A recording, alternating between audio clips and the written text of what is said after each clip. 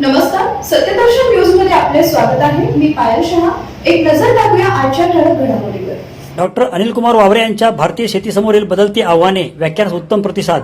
Sangameshwar college Solapur व संगमेश्वर रात्रमय विद्यालय सोलापूर अर्थशास्त्र विभाग तसेच सोलापूर विद्यापीठ अर्थशास्त्र परिषद यांच्या संयुक्त विद्यमाने स्वर्गवासी प्राध्यापक डॉक्टर चंद्रकांत भानुमते स्मृती व्याख्यानाचे आयोजन करण्यात आले होते. वक्ते म्हणून कर्मवीर भाऊराव पाटील विद्यापीठ साताराचे अधिष्ठाता प्राध्यापक डॉक्टर अनिल कुमार वावरे यांनी भारतीय शेतीसमोरील बदलती आव्हाने या विषयावर मार्गदर्शन केले.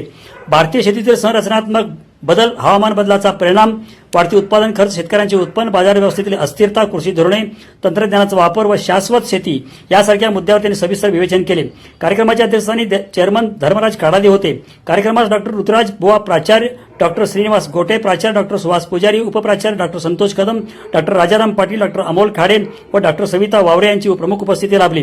कार्यक्रमाचे सूत्रसंचालन डॉक्टर सोनाली गिरी, प्रास्ताविक डॉक्टर संगीता कामत, पाहुण्यांची ओळख डॉक्टर अविनाश जम्मा व आभार डॉक्टर रेवप्पा कोळे यांनी केले. यावेळी doctor Santosh Metkari, doctor Pravin Rajguru, doctor Reshma Shaikh, प्राध्यापक युवराज सोलापूर यांनी कार्यक्रम यशस्वी होण्यास परिश्रम घेतले. यावेळी doctor Moharkar, doctor Suhas Dahitnekar, doctor Mahananda Bagle, प्राध्यापक Sunita Sarwade, doctor Sheela Rampure, doctor Achkanli, doctor Deosane, प्राध्यापक संतोष पवार, डॉक्टर मेटली, प्राध्यापक बल्लाळ, प्राध्यापक शाब्दुल शेख, श्री रेवणसिद्ध कोरे, प्राध्यापक प्रतीक्षा बसाटे, शिवदारे महाविद्यालयाचे डॉक्टर महादेव कांबळे, डॉक्टर अनिता बिराजदार, वालचंद्र महाविद्यालयाचे डॉक्टर होटकर, दयानंद महाविद्यालयाचे डॉक्टर सरोज साखरे आदी विविध महाविद्यालयातून प्राध्यापक व विद्यार्थी उपस्थित होते. परंतु भारताच्या शेतीच्या समोरची जी बदलती आव्हाने आहे, विद्यार्थी मित्रांनो, आपण कोणत्याही टप्प्यामध्ये शिक्षण घेत असेल, शेती सोडून आपण आपलं आयुष्य कल्पनाच करू शकत नाही.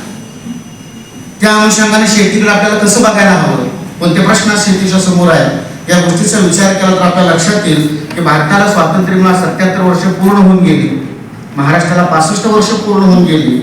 गेल्या 5 ते 6 दशकात खूप आपण प्रगती करण्याचा प्रयत्न केला, खूप वाईट गोष्टी कमी झाल्या, परंतु ऑल इज वेल असं म्हणण्याची परिस्थिती आजची नाही. आज का माहित नाही, पुढच्या टप्प्यात त्याच्यावर बोलेन. आपण आता लाख आणि कोटीची भाषाच बोलत नाही.